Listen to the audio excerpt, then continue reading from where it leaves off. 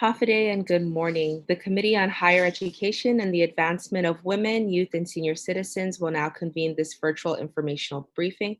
In accordance with the Open Government Law, notices were first sent to the media on Friday, June 12th, and again on Tuesday, June 16th. In addition, the virtual informational briefing was noted on the legislature's website. For the record, today is Friday, June 19th, and the time now is 9 o'clock a.m. Joining me this morning is Senator Mary Torres. Thank you very much, Senator, for being here this morning. And Sujasmasi to our president of the Guam Community College, President Mary Okada. Thank you very much for being here as well. Before you proceed with the items to be discussed, the legislature does have general rules and conduct that must be followed during this briefing.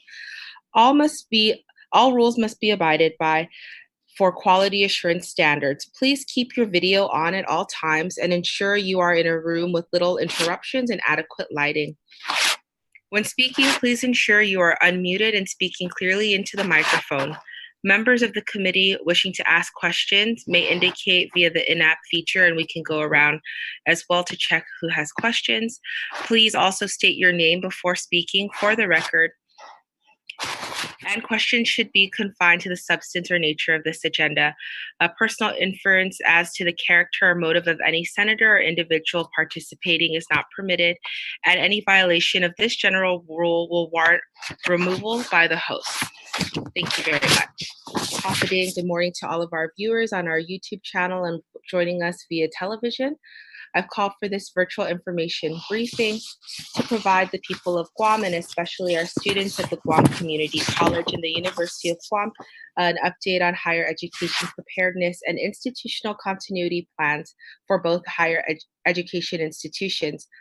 There has been an increase in uncertainty from the public regarding planning just because of the whole coronavirus crisis. And so we'd like to use this platform today to provide that general information to the public. And so with that, Madam President of the Guam Community College, I'd like to give you the floor to begin your presentation. Hafaday, good morning. My name is Mary Okada, President of the Guam Community College. Thank you, Senator Shelton, for allowing us to provide some information on the Guam Community College's preparedness in terms of reopening our campus for fall 2020 and subsequent to that. Thank you, Senator Torres, for joining us as well. So briefly, just to go through the outline that was presented, I will just briefly go through the different components and then entertain any questions that you have at the end of the presentation.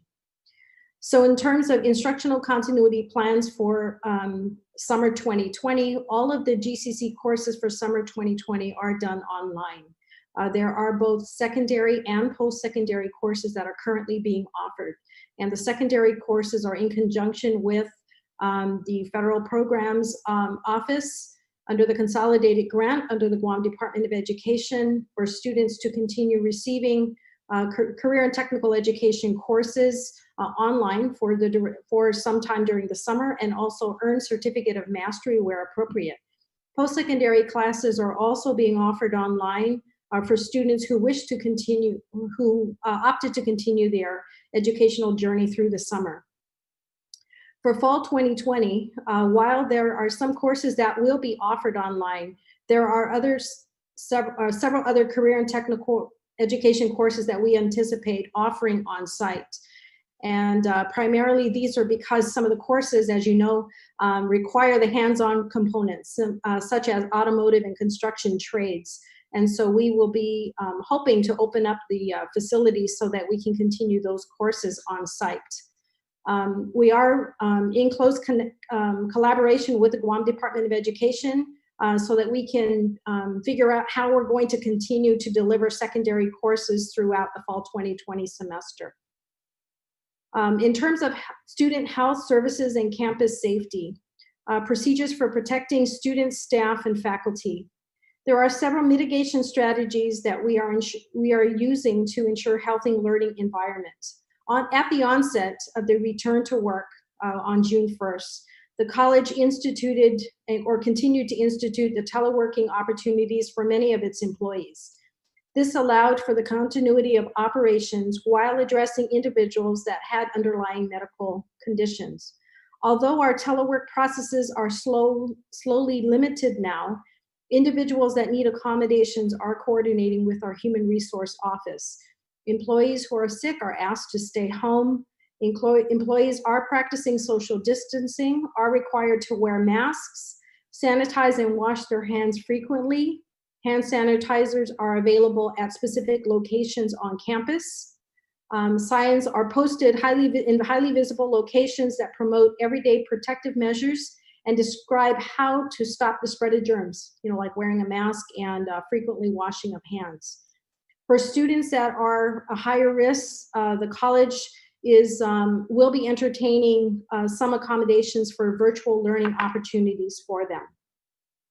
The college does not have any residence halls, but in terms of the protocols for the campus, although we are not requiring the taking of temperatures of every student that comes into every class, we have purchased a few temperature thermometers so that in the event that we need to activate temperature control, that we would be able to do so. So those thermometers are available at our nurse's office. The appropriate coronavirus upgrades to the college facilities. Several weeks ago, the college purchased what we called sneeze guards, and these are the plexiglass that are strategically located throughout the campus that provides protections to employees and our students and guests. These areas are designated to those specific areas that have interactive contact with students and or the general public, such as the registration office, counseling, student support, and our learning resource center. The college uses My GCC to disseminate information to the GCC employees, students, and the general public. Information is also disseminated to the media, and we also participate in the PDN text alerts. The college has allowed for several virtual meetings in place of in-person meetings. And this includes providing student support services to students that have requested for them. In terms of instruction and learning environments, there were some limitations to remote learning. As I mentioned earlier, automotive and construction trades really is a hands-on experience for the students. But what we did in the spring semester, because there were some courses that we could not possibly finish because of the lockdown, we issued a memo to the students allowing them to opt into receiving an incomplete. And based on how the incomplete procedures is spelled out in the GCC catalog, we have given the students a 1 year, so up until spring 2021, to change that incomplete or to actually complete the course and get their grade. So this decision was made because some of the students needed more time to complete their courses. Some of them had some family situations, and or they were enrolled in CTE courses that required them to complete the hands-on component. And again, as I mentioned, these are for like automotive, construction. There is a clinical component of medical assisting and also electronics. Technology accessibility and alternative accommodations. GCC issued a survey to its students. It actually ends today. And the reason for this survey is twofold. One is we want to determine what technology is available to our students to continue with remote learning or distance education. And then we also wanted to identify students that did not have access to technology or internet connectivity, because under the CARES Act, there is some funding for us to support students. And so that survey closes today. I did take a look at the preliminary information that was provided. And one of the interesting things is that there are over 100 students that do not have access to like a laptop, for example. So a lot of them are using their phones as a means to connect and to receive remote learning or distance education. So we will continue to connect with those students and hopefully provide them with some assistance in technology. And I'll go into details on that when I get to the funding component. In terms of in-person instruction, the college has made contingencies for various configurations of classrooms and the learning spaces on campus. Sample configurations are provided in the reopening GCC document. And so this particular document, it's over 100 pages, but I would say about 75% of that document really is photos of the different types of classrooms that we have. We have before and after photos of certain classrooms to identify how social distancing will take place in the classroom. Our classrooms are different sizes, they're different configurations, and so we've basically done a layout of various classrooms in the different buildings, identifying where students will be situated in the classroom when the campus reopens, assuming the same restrictions are applied, and how they will be able to access their education through the configurations that we have. One thing I will note is the college is looking at a possibility of having a faculty member in one classroom, but actually utilizing 2 different classrooms to deliver instruction with the technology to support that. And so we're calling them our twin classrooms so that interaction can still take place. And this is basically for students that do not have access to technology or because of the limitations of the classrooms and based on the enrollment for each of the classes. So there's also an opportunity for the college to broadcast in one classroom so that some students can actually access the course remotely, either on campus or at home. And so those are things that we are considering, and we're working through those so that we can procure the technology ahead of time. In terms of contact tracing, GCC in this document has established a protocol for notifying health officials, faculty, staff, and students immediately of any COVID-19 cases while maintaining confidentiality associated with the Americans with Disabilities Act and FERPA and other applicable laws and regulations. So we will inform those who have had close contact with persons diagnosed with COVID-19 to stay home or in their living quarters, self-monitor for symptoms, and then to follow the CDC guidelines if symptoms develop. But this will be in coordination with the college and the Guam Department of Public Health and Social Services. In terms of attendance and grading considerations, as I mentioned earlier, we did give students an option to select a incomplete so that they can have more time to complete their courses for the spring 2020 semester. So a memo was issued on April 15th identifying students who needed or identifying the need to allow students to complete their semester coursework. And this, again, as I mentioned, is all stated in the GCC catalog as to how that was going to be completed. Speaking of financial impact of COVID-19, so there are different types or different pots of CARES Act funding. So GCC has received the following funding resources. We're calling it CARES Act 1.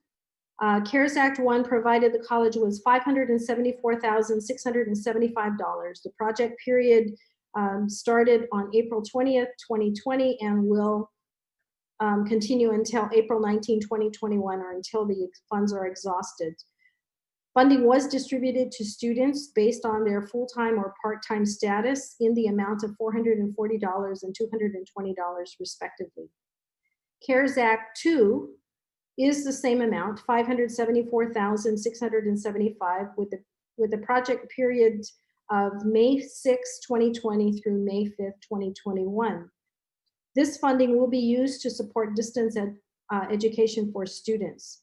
This includes support for additional users. Right now we're using Remote Learner as our support for distance education, but the college is also transitioning to a what we call eThink during the fall semester. So we're working on that transition already.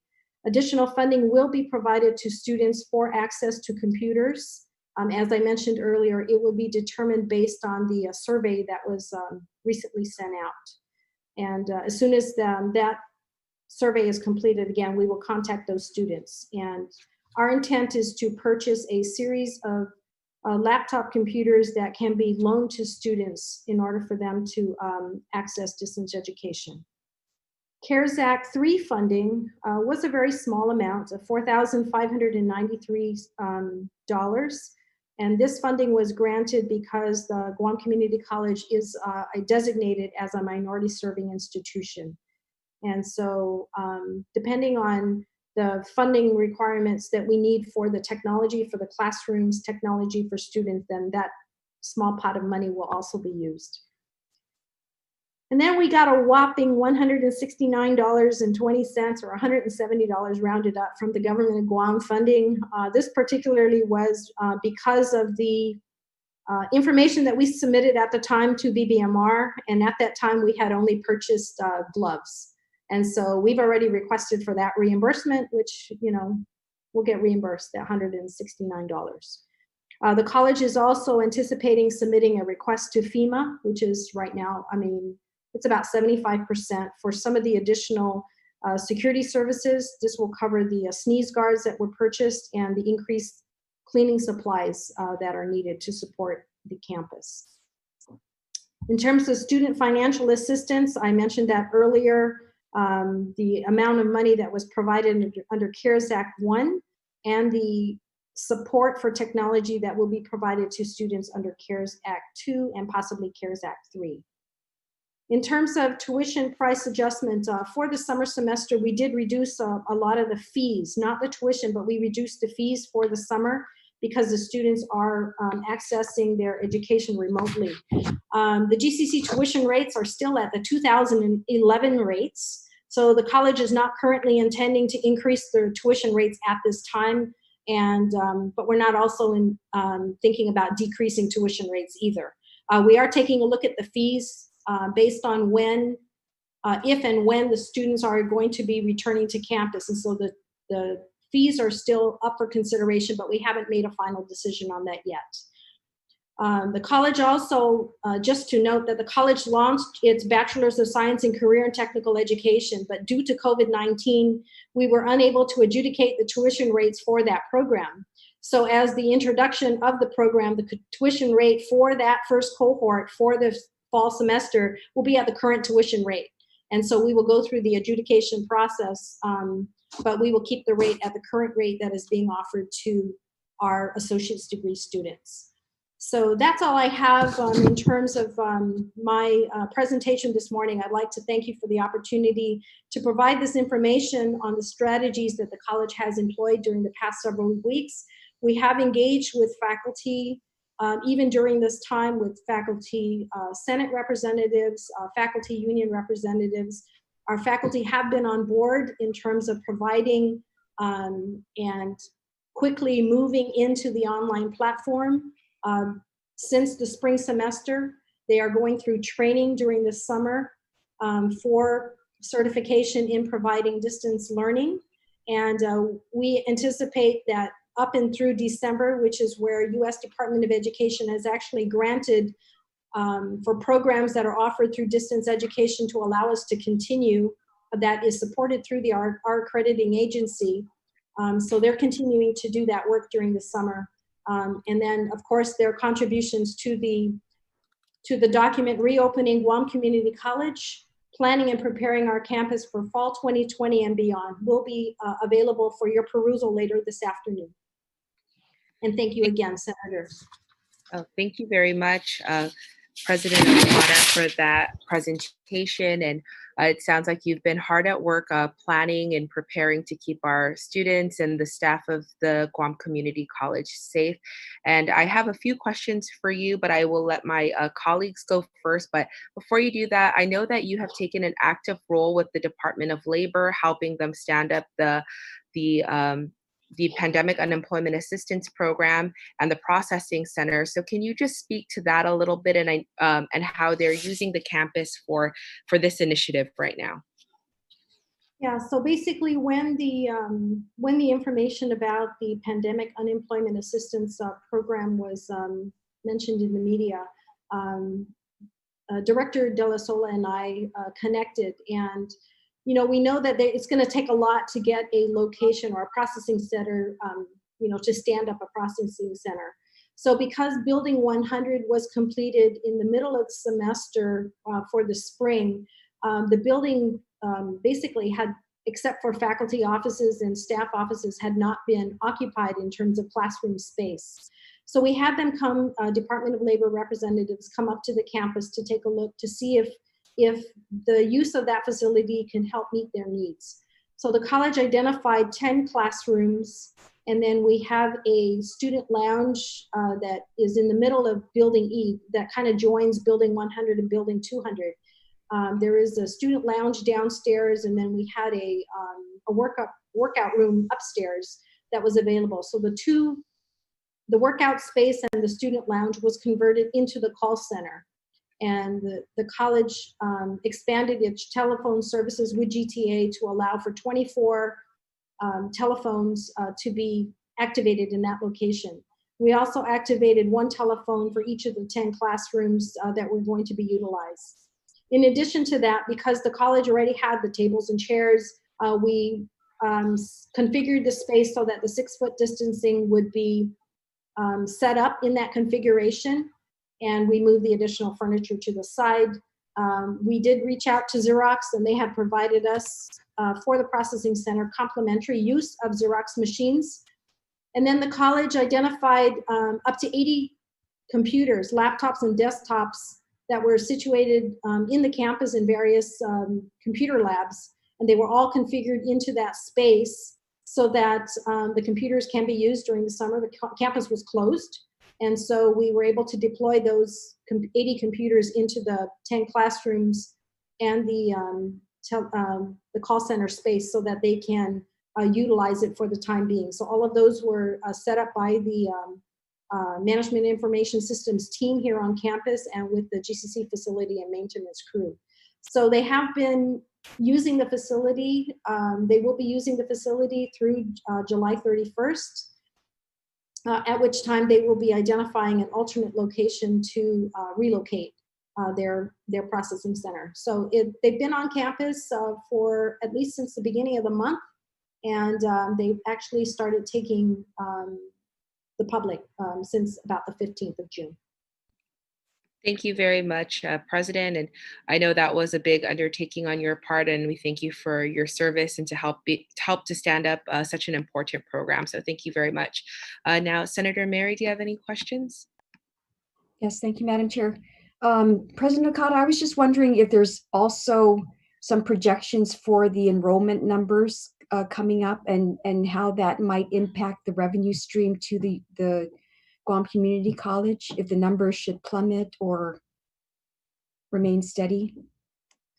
So right now, because we have several students that are that need to complete the remainder of their semester for the spring semester, and a lot of the courses that they have taken are prerequisites to other courses. Right now we don't see or we're not meeting our enrollment targets. However, we do have all the department chairs and all the folks in academics reaching out to students to help identify by program where there may be a lag in the number of students that are registering.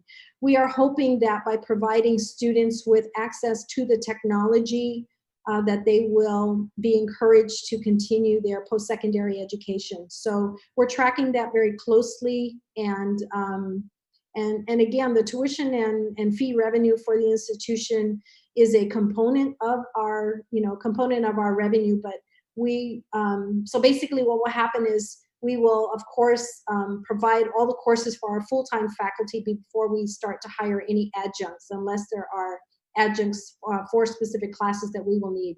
So, but we'll have a better idea by the end of, or somewhere around mid-July on the enrollment projections. But right now it seems a little bit low. Okay, and a follow-up question too, is the CARES Act funding that's been given to GCC sufficient to, for GCC to accommodate or add to their technological offerings? You know, what the the online learning and laptops, or is that also going to impact your budget adversely, having to prepare for this virtual learning environment? So in terms of the CARES Act funding, I believe that the funding that we're receiving through the U.S. Department of Education would be adequate. The connectivity component of the distance education is a project that is currently being worked on with the Office of the Governor and the Lieutenant Governor in terms of the connectivity piece for the students. So we've asked that our funding be used to support the equipment component. And based on the survey that we did, of course, again, it closes today, of the 400 students that were surveyed so far, about 100 of them need some support. There are several other grant funding opportunities that the college has been applying for to support distance education and technology during this time. So there's a couple of grants that we submitted over the weekend that help support providing, again, additional technology for students. And this is not just for post-secondary, but also to support our adult education and adult high school program as well. So we think the funding will be adequate for us to support the technology needs of the institution. What this also does is provides the college with an opportunity to make the additional investment towards distance education and expand its offerings. Prior to COVID-19, we had a few courses that were online. But now that we've had faculty that have actually completed the certification for online courses, and we're seeing how some students are really drawn to the online platform, then that's allowing the college to now go back and revisit its distance education strategic plan, update it, identify resources to support it. And so it comes at an opportune time for us not only to transition into something new for the college, but also to support our students who have been, for the most part, completing their courses online. So if the students wish to continue online, we will help to support them if that's the platform that they want, but also to provide some additional on-the-ground courses for those that may still want the face-to-face connection. Right, and I know that was a long-standing discussion that we've had about going into that realm of online education. But congratulations to you, and you certainly have our support in all your efforts to make do and also to improve on the GCC education. So sus maasi. But I'd like to also add, in the recent passage that the legislature had in terms of the funding from the tobacco funds, that is going to provide the connectivity, the fiber optic connectivity throughout our campus. And so not only are we going to allow students to access education at home, but in the event that they need to come to the campus in one of our labs or in our learning resource center, upgrading the technology infrastructure here through that tobacco funding support will also help us increase our capabilities as well. So thank you for that support. Yeah, thank you, Madam Chair. Thank you. Thank you very much, Senator Torres. Senator Paris, do you have any questions, comments? Thank you, Madam Chair. Thank you, President Akata, for a very detailed briefing of all the work that you've done during this pandemic, and we appreciate all the work that you're doing. Just a quick question regarding, are you aware of any funding that can be used towards displaced workers so that we can retrain them into areas that are of need in the private sector and government? And is there any coordination with the Department of Labor and any other institution? Yes, so during the lockdown, I was in communication with Department of Labor, primarily for the processing center, but there were also opportunities for Department of Labor to submit additional funding for displaced worker. So we are collaborating on identifying some areas that will help to support displaced worker in terms of providing like boot camps, for example. Recently, the college was awarded $50,000 from GITA to support the truck driving boot camp. And so we will launch that as soon as possible, because we know that transportation is one of the main components for our island economy. And but there's several pots of money that is available through Guam Department of Labor that we're working with. There's an out-of-school youth component, and so there's additional funding that we know Department of Labor has access to already, and the college is using that to support a technology program for out-of-school youth as well. So we are in conversation with Guam Department of Labor for the additional funding sources that are available. Great. And if I can also put a plug for procurement specialists, as well as perhaps even healthcare workers, I think that would be great to kind of retool our workforce to areas that are growing and as far as need is concerned. I do know that the procurement class is scheduled to launch shortly online. So that has already been established with our continuing education and workforce development office. And so they will offer for the first time, the procurement course online. And they already have a full complement of students. Great. Thank you so much. Thank you, Madam Chair.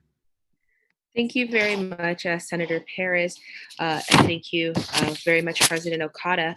I know you talked about the protocols that you have for risk mitigation for students, contracting the coronavirus and keeping everyone safe within the school. I was wondering if you have any specific plans for mental health services and what is available to both students and staff at the Guam Community College. So basically, through our accommodative services office, students that are identified that need additional help are provided that assistance, not only through accommodative services, but also the counselors. So during this time, we did reach out to students that may have had some emotional challenges. Moving to online is not easy for all students. And so we did have some students that were, a little bit uneasy about how they were continuing their education, but we did activate our counseling department, and they have made some referrals. And we're able to provide students with some information. So as students are identified either by faculty members or by the students themselves that need the additional services, the college is making the referrals for those necessary services. So it is available through our accommodative service office. Okay, thank you very much. And yes, I understand that it is a very difficult time for many students, especially with the transition. So we're thankful for that service being provided. Thank you very much. And regarding the CARES Act funding, I know you spoke specifically about a need for laptops for many students who are answering your survey. Has there been any indication that students need more access to internet connectivity at home? Will there be maybe MiFi or Wi-Fi devices provided to these students if needed? Or do you have any option for that right now? And so in the survey, one of the questions was, do they have internet service at home? And one of the survey questions also, I had them, if they were willing to share their information so that we can contact them directly for one-on-one discussion with them afterwards. So in addition to making the students or giving the students access to the campus with the labs or the Learning Resource Center, the connectivity piece is the one that we're working with the governor's office on, because they have additional funding for that. In the event that the college needs to provide MiFi devices, in the purchase of the computers that we're looking at, if we need to add the connectivity into that package as well, because it's going to be a loan, like a laptop loaner program. In the event that we need to add the connectivity piece, then we'll build that into the laptops that are issued to students. So it is something that we are considering based on different student needs.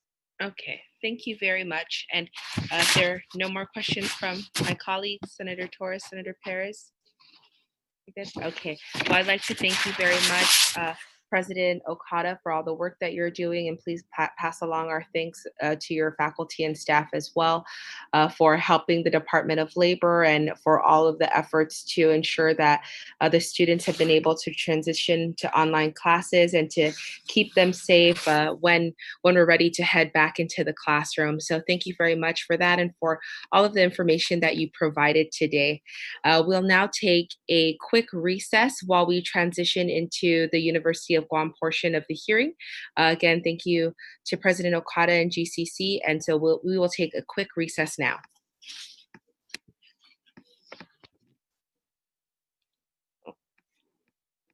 Oh, hello, Senator Taitigui.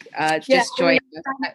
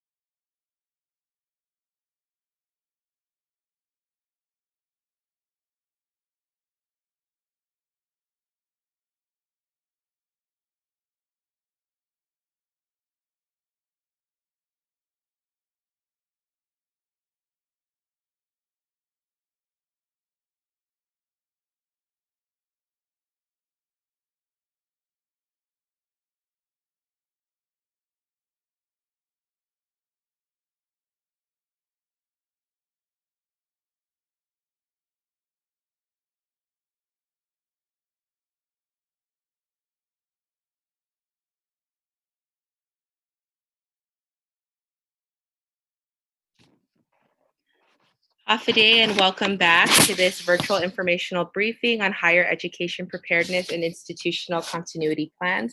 I want to thank the Guam Community College for their time, and now we bring on the University of Guam. So we have the whole team of your administration. I want to thank you all for joining us. We have with us President Christ and Vice President Anita Borja Enriquez, and all of the team that's online as well. And as we go on and you begin speaking, we just ask that you introduce yourself for the record. As was mentioned earlier, we ask that you keep your video on and your microphone on at all times and not to use virtual backgrounds. And if you can make sure that your face is lit so we can see you on screen. And so I want to thank everyone who's watching us on our YouTube channel and following along on television. I want to thank my colleagues for joining me, Senator Mary Camacho Torres and Senator Sabina Flores Perez. Thank you very much for being here.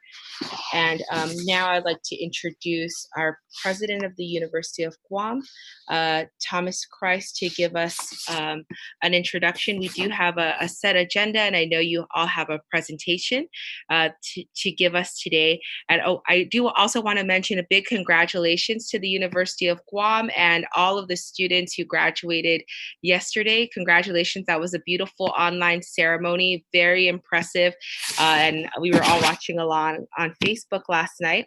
And I want to give a plug really quickly to the Guam Community College because they're also going to have a graduation motorcade ceremony on June 27th. And folks can visit their website, guamcc.edu/motorgrad for more information, details for their graduation coming up. So Dr. Christ, you can take it away with your presentation, and I believe we will share the screen here for everyone to see.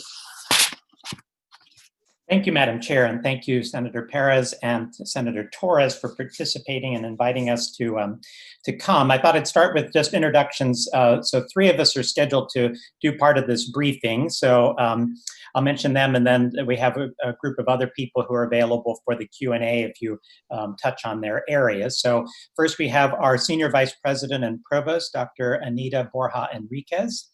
And then we have our Vice President for Administration and Finance and Chief Business Officer, Mr. Randy Wiegand. We also have Dave Okada, our Chief of Staff, Jonas Makapinlak, our Chief Marketing and Communication Officer, Dr. Margaret Hattori Uchima, the Dean of the School of Health. We have Guy Leon Guerrero, our Vice Provost for Institutional Effectiveness.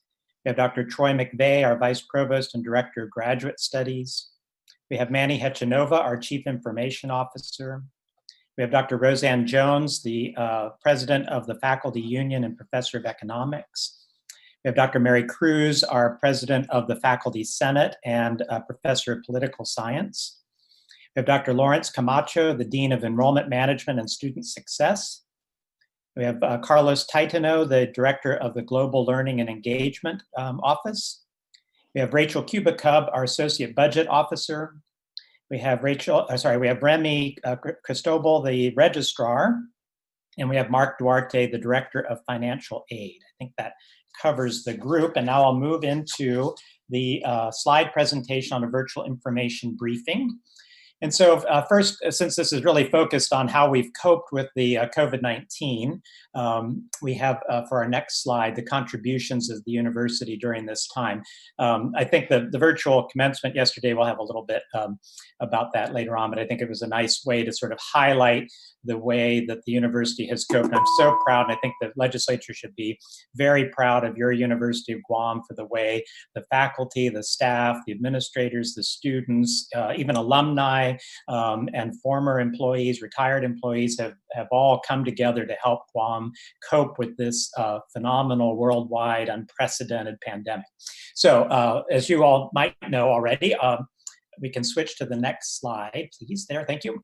So all of our classes lurched into fully online for all of the rest of the Fanium Knockin semester through May, and also for the summer sessions, our FNOCPO summer sessions are all fully online. So that's one of the ways we've coped. Amazing flexibility and tolerance by everybody and getting to that stage. So kudos to the faculty and students for making that happen.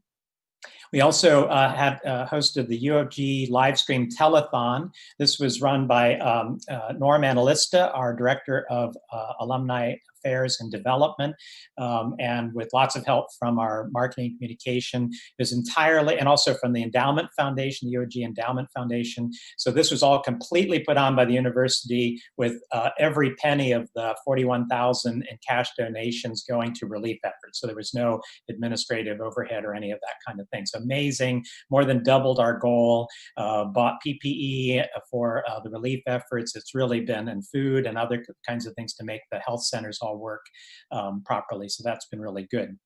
UOG provided meals for the island's COVID-19 call centers, a dozen of the call centers with much needed personal protective equipment for frontline workers. Particular kudos to Carlos Taitano for organizing amazing effort, donations of food from companies and from private organizations on island. Chefs were donating their time, including GCC chefs, to prepare the food and deliver it to the health center. So an amazing effort, really volunteer effort by the university. And the university launched our UOG Cares initiative. So this is sort of trying to encapsulate all the ways that the university is trying to provide financial relief, academic support, and campus health and wellness for students. And there'll be more on that in a minute. The next slide, please.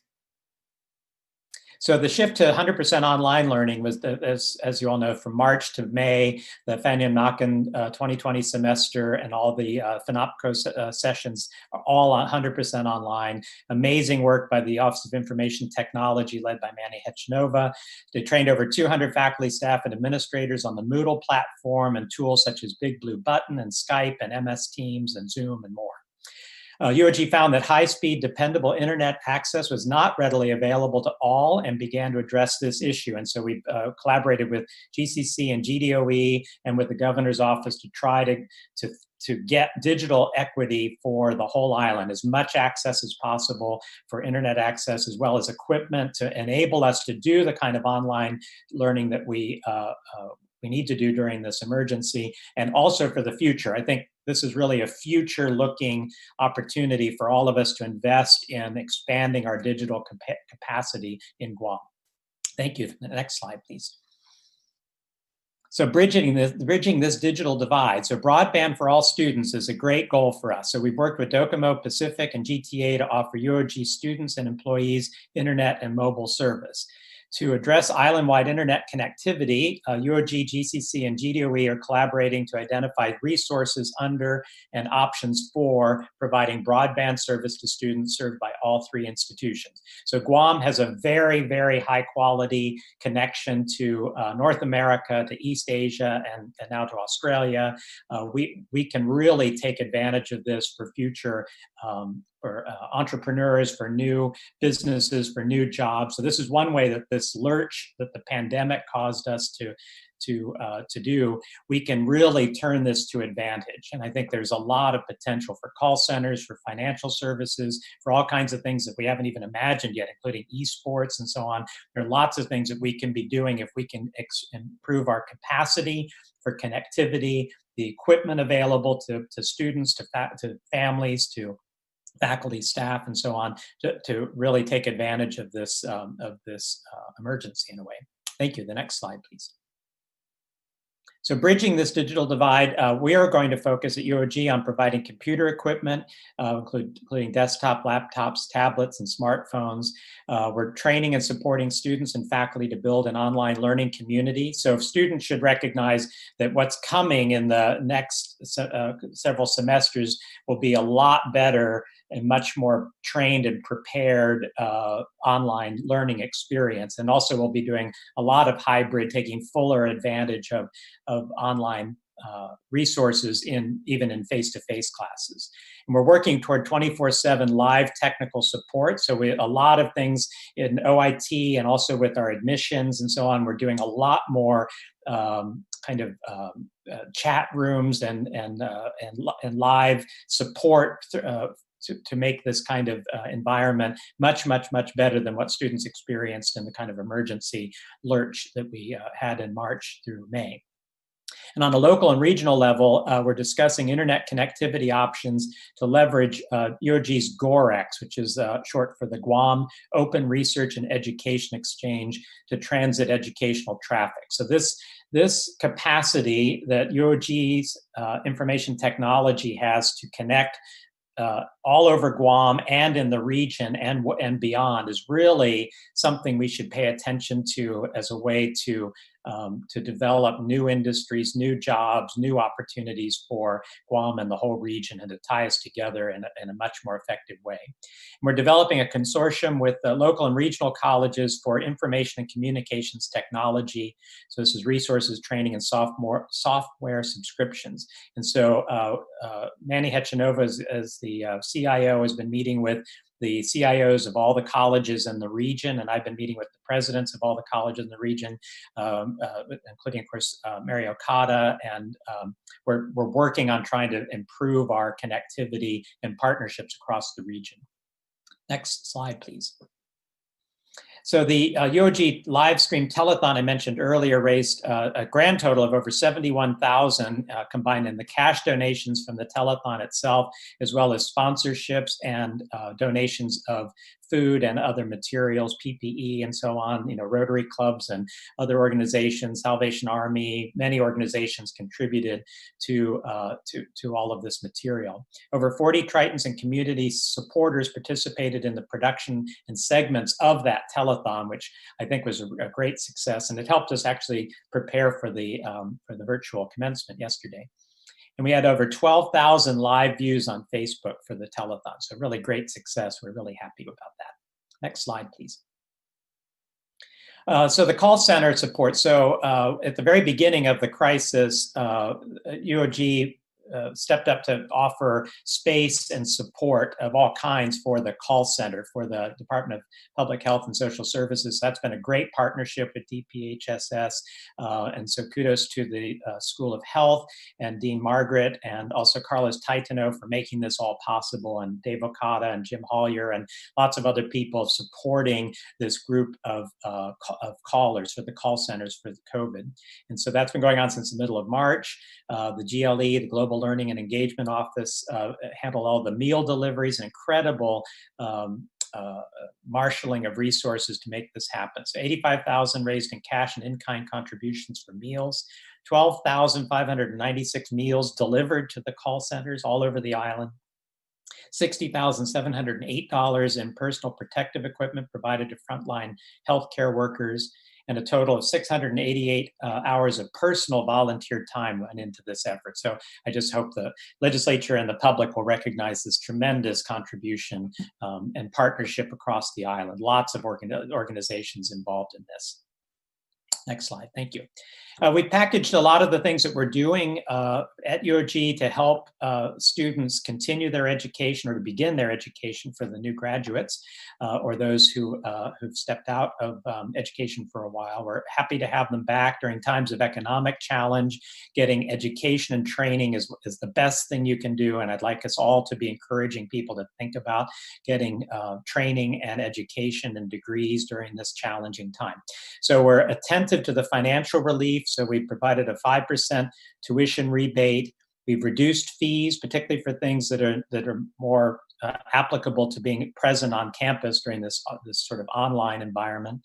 We've also extended payment plans, and our registrar and our admissions offices and the financial aid office have been on the phones a lot with people to help work out payment plans, because we're aware that many families have been affected by the economic impact of this, and so we're trying to figure out how to support them better.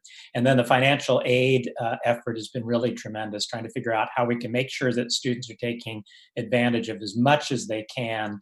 And there's a lot of resources available to help make education possible. In academic support, we've are attentive to traditional face-to-face classes, strictly online classes, and a hybrid of those two.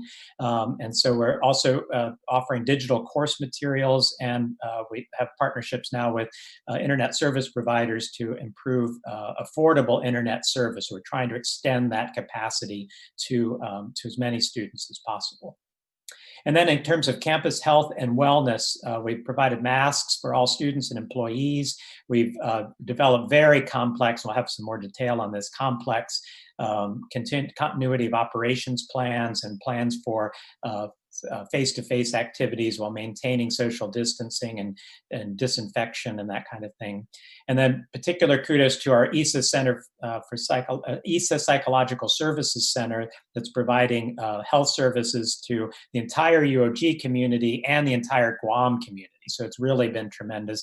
Their workload has increased by about a third throughout this crisis for mental health challenges that have been presented by this. I mean, the isolation, the uncertainty, all that sort of thing adds to demands for mental health services. So ESA has really been doing yeoman's work and helping us all get through that.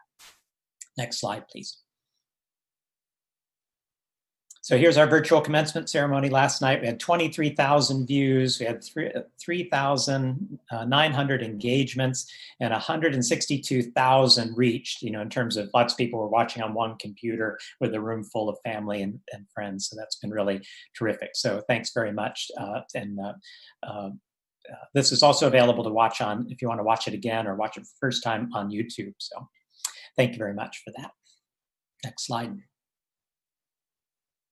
And some of the highlights of our recent graduates, we have UOG Army ROTC cadet Brendan Santos. Brendan Santos was named top cadet. Our chemistry graduate, Bran Datwin, begins a top-ranked PhD program at the University of Minnesota this fall. That's a great achievement.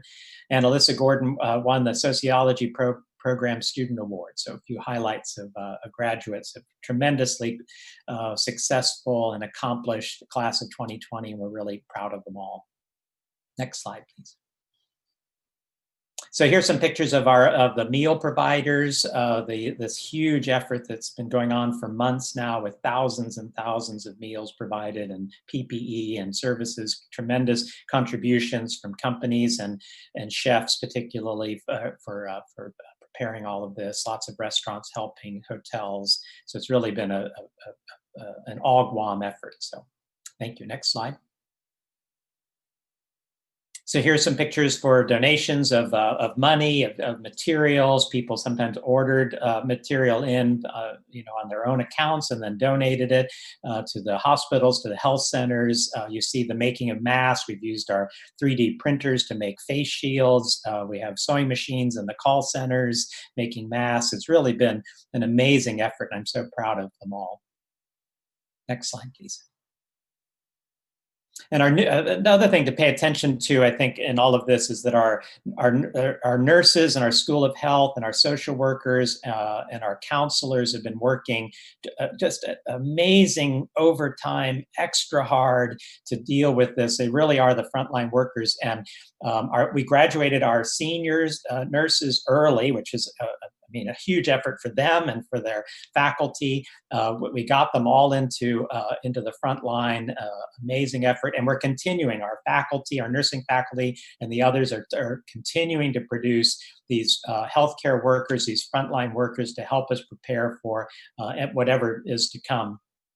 With this COVID-19 pandemic. And so we're so proud of them and so proud of the faculty for keeping this going. And it's important for us all to remember that we need to keep the education and the training going even as we deal with crises as they come up.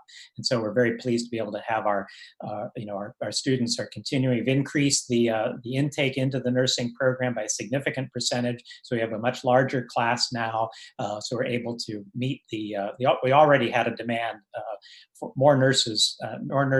We need more nurses than we're able to produce, and we've already increased the production of our great nursing graduates. Next slide, please. And our research mission continues too. So, not only classroom work and degree programs are happening at the university, but we're also a major and important research institution, and that's something that's very much a part of our future. It's very much a part of how UOG can help Guam imagine new industries, new connectivity to the world, provide new higher paying jobs. It's really important, this research mission. So we have some pictures here to highlight. Our Presidential Thesis Award winner, Edward Leon Guerrero from Micronesian Studies, was highlighted recently at an award ceremony. Our Coconut Rhinoceros Beetle Disease Project was awarded almost $250,000 to deal with that major issue of ours, and it stands in as an example of the ways that UOG can help us address all kinds of problems. And then 2 professors got funding for coral reef research from the UOG Sea Grant program. So each of them about $40,000 grants to help address those issues. And then we also, the highlight really is this, the EPSCoR grant of $20 million. This is an amazing achievement. That really, we were hoping for that, but really we didn't think we'd get the full amount. It is an amazing accomplishment, and this will really put UOG on the map. And a number of, this will provide a number of really excellent jobs for our students, for graduate students, even for some undergraduate students. This will help address all kinds of issues related to climate change, and will help Guam really become a leader in terms of island wisdom on the science side. So it's really an amazing accomplishment, and we're so pleased to be able to offer some things that are hopeful and upbeat during this challenging time. And so now I'll turn the presentation over to our Senior Vice President and Provost, Dr. Anita Borja Enriquez, who will cover the academic instructional continuity plans more specifically. So thank you, Dr. Anita. Yes, this is Yusmasi, President Christ. As you just heard, the University of Guam was extremely busy over the past many months. And when we learned about the COVID-19 pandemic, and prior to the emergency shutdown in March, the university had already started conversations about the what-if scenarios.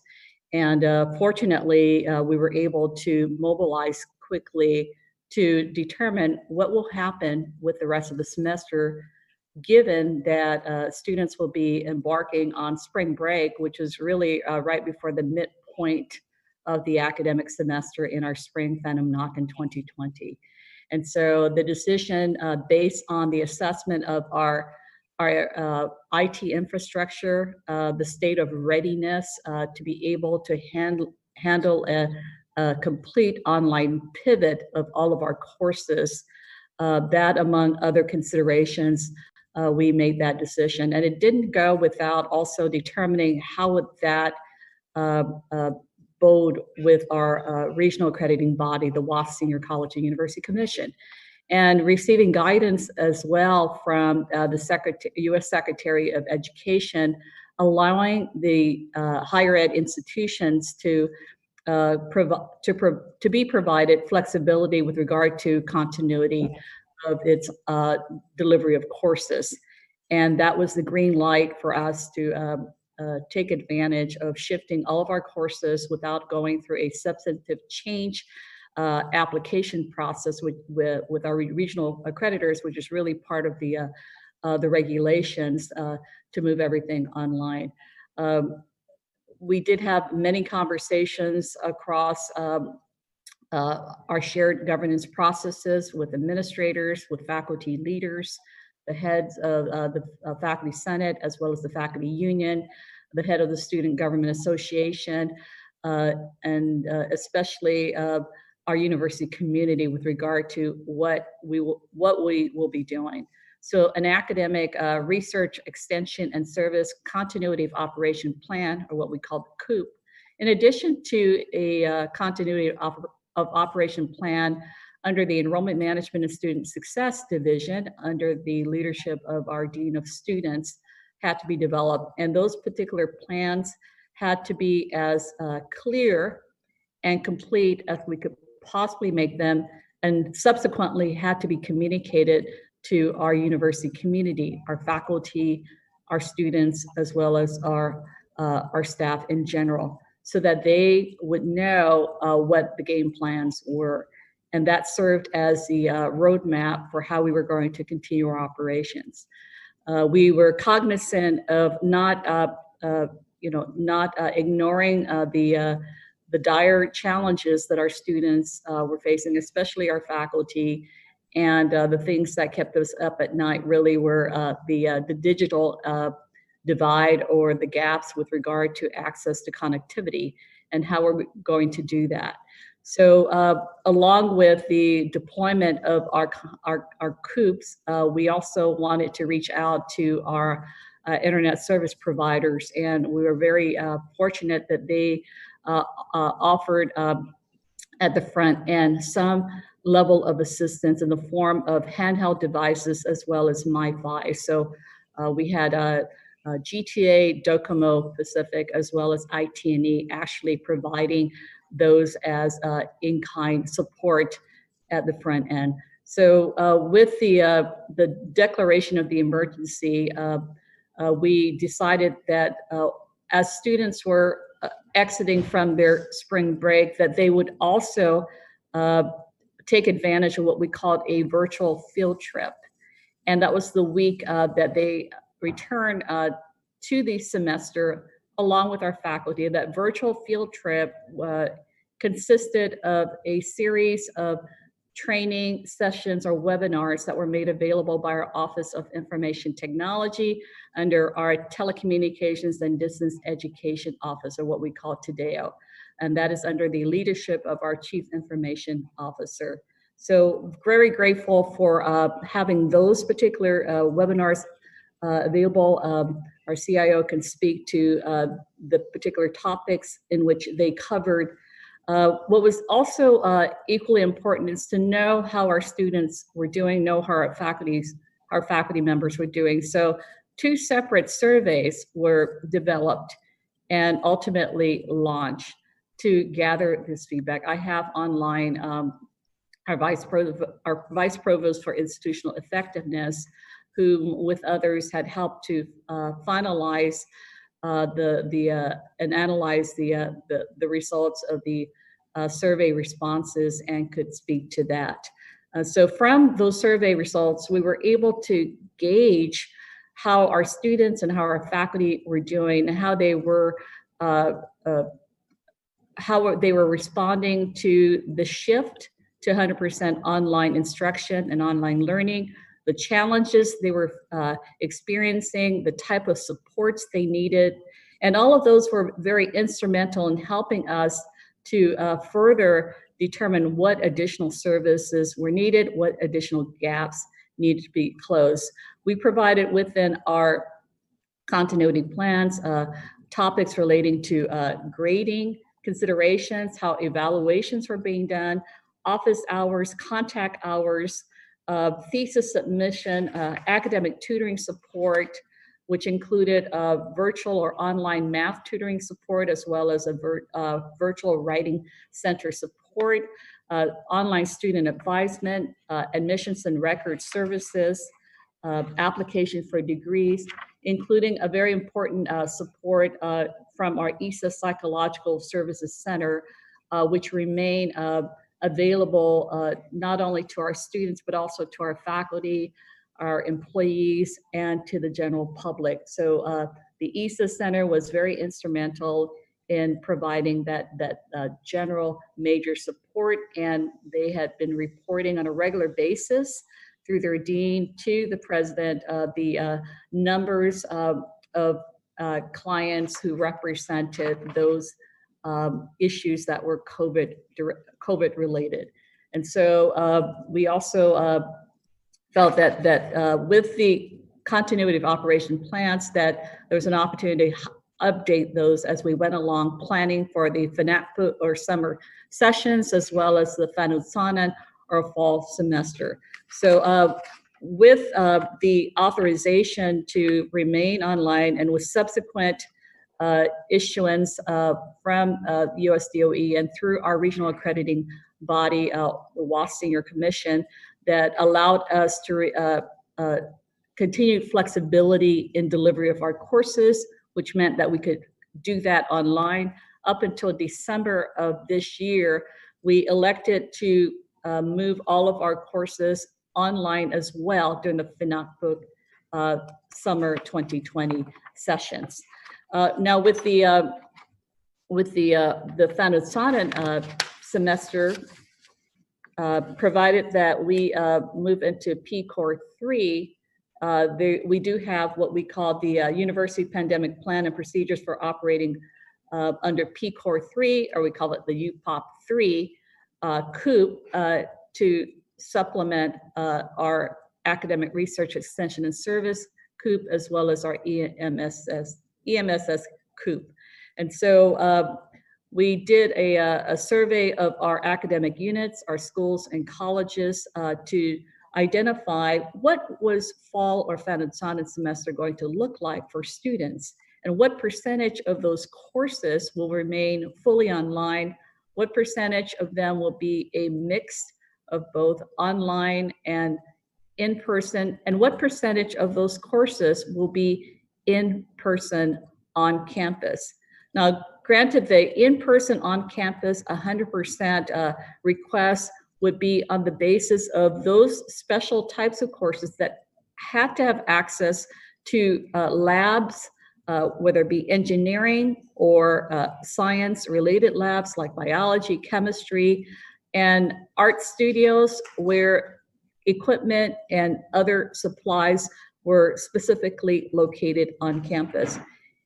Also, if the courses were small enough and the classroom capacity allowed, with spatial distancing protocols, to accommodate all enrollment in specific classrooms, and these were imagined at the graduate class level or the senior seminar course level, then those courses will be held fully in person on campus. How the hybrid arrangement would work is that, taking into consideration the inventory of the spatial considerations of every single one of our 90+ classrooms and 30-some lab spaces, if we compare the actual enrollment of a course to that of the maximum capacity allowable in a specific classroom, then what will be determined is the rotation of students within that classroom in order to ensure that that in-person experience would take place.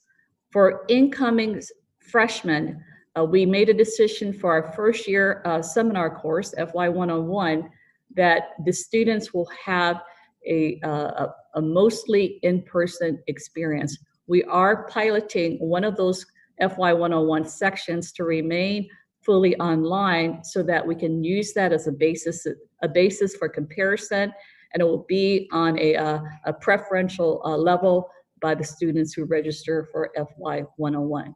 So the COOPs will continue to be updated dependent on the types of support that we see come from for internet connectivity access and so forth. Now, the next part has to do with our student health services and campus safety. And I've asked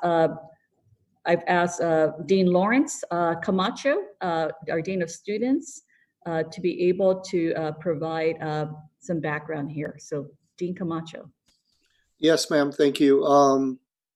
If we can flip the slides maybe to that part where it comes to the residence halls, and then go from there.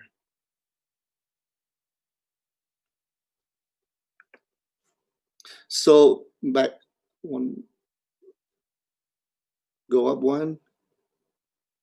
Yeah, so part of the COOP for EMSS obviously had to do, and a major part of it had to do, besides all the other services, for student support and ensuring the academics are not disturbed or disrupted based on the conditions on the ground or at home with the students.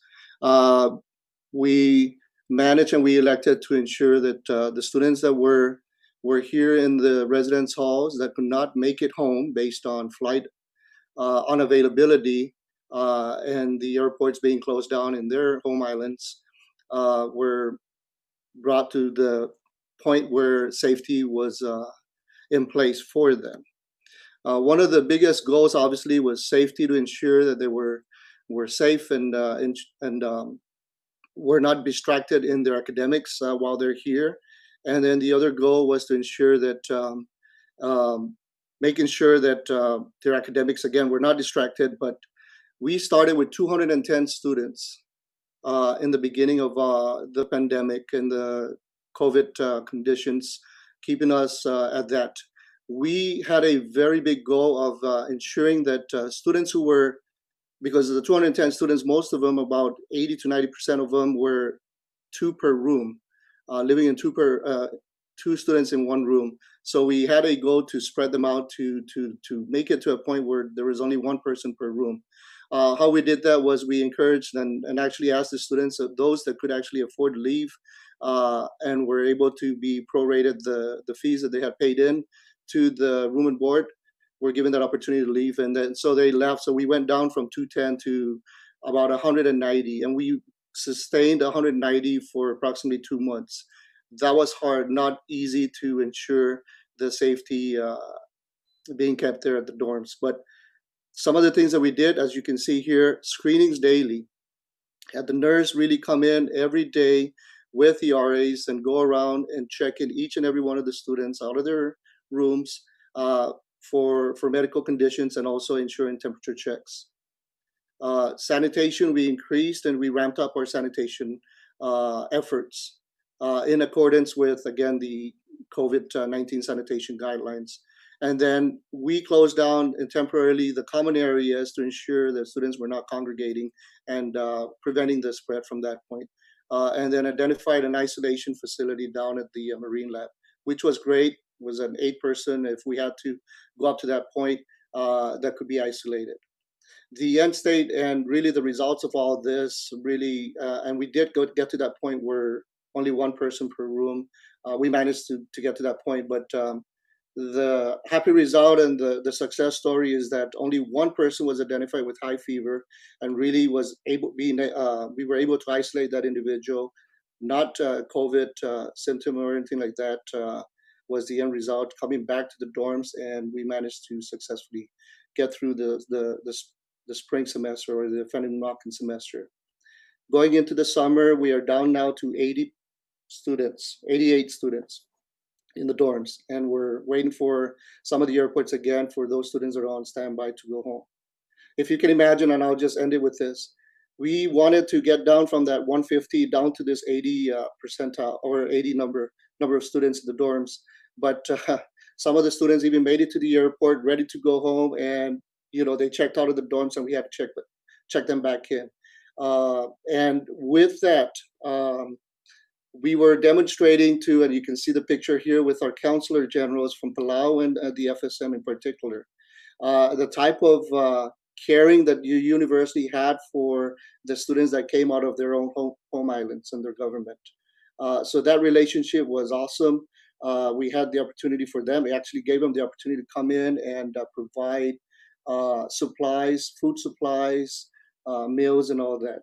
So the end all and the end state is that it took the entire village of the university community and outside of the university to come in and really take care of the 210, going down to the type of the number of students that we have right now, to include from their president, the senior vice president, vice president Randy, contributing, and their teams contributing to helping the safety and ensuring that the students were, again, given that comfort of safety, and trying our best not to distract their academics, to include providing them with some computers for those students that did not have any computers there. Unless you have any questions, that takes care of that part of the that particular slide. Thank you very much. I think perhaps we should go back to the outline procedures for protecting students, faculty, and staff. The University of Guam had mobilized to ensure that workspaces had the necessary shields that were put in place, especially to entertain our public, particularly our students. So if you go and visit the different parts of the university, you'll find shields of different varieties, including those that were made by our maintenance division located across all these different workspaces. Markings as well around campus on the actual sidewalk, inside the various spaces, signage about safety first, including those about no mask, no entry, and the procedures that are provided to protect our students, our staff, as well as our faculty, and communications that have been going out regularly, utilizing all of our different platforms, including our websites, email, social media, text messaging, and signage. And so the frameworks and procedures, I spoke about the UPOP earlier, the University Pandemic Phase Opportunity Plan that is available, as well as what's indicated in our continuity of operations plans, or what we call COOPs, and copies of these can be made available.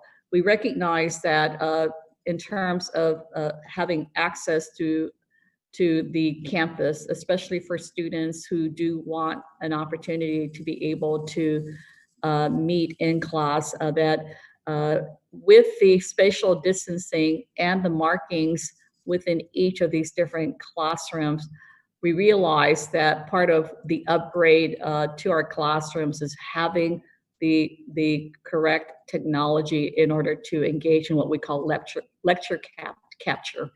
And this will allow faculty who are holding in-person classes, whether it be through clusters of rotations or perhaps all fully in-person type of arrangement, the lecture capture will enable the faculty to conduct instruction on a regular basis and have the lecture be captured, including the notes that are provided on the board, so that those students who are gaining access remotely can take advantage of what is being presented to students who are in person for that particular class session.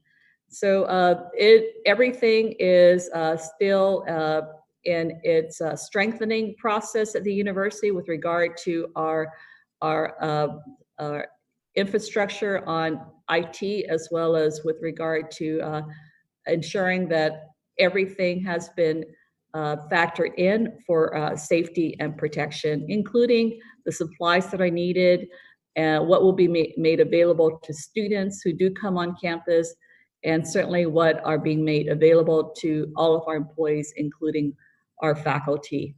And so there are a lot of offices and hands around all of our continuity efforts. Our communications division is on board and with rapid response.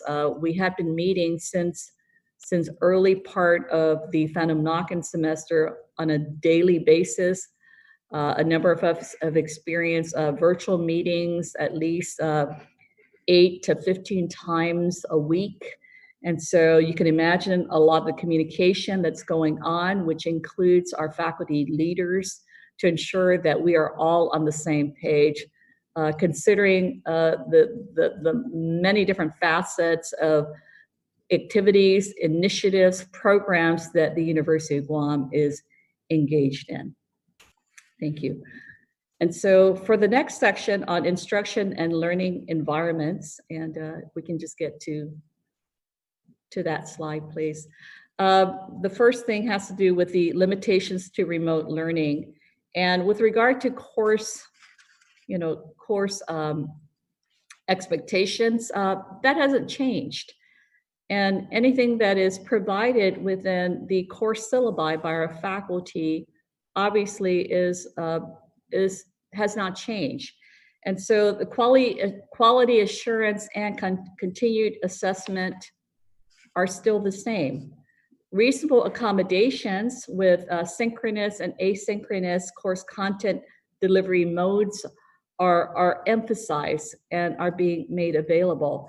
The services that you traditionally find on campus, those have not changed. What has changed is the access in light of the need to ensure safety of all those who are concerned, our general public, our students, our faculty, our staff. So those services are communicated, are highlighted, and made available. So there are academic advisors, for example, the online support, the support through phone, the support through email, and other chat opportunities. They are available for guidance and support. Live chats and conversations, video conferencing made available. Every single student is given access to the Microsoft Office 365 suite.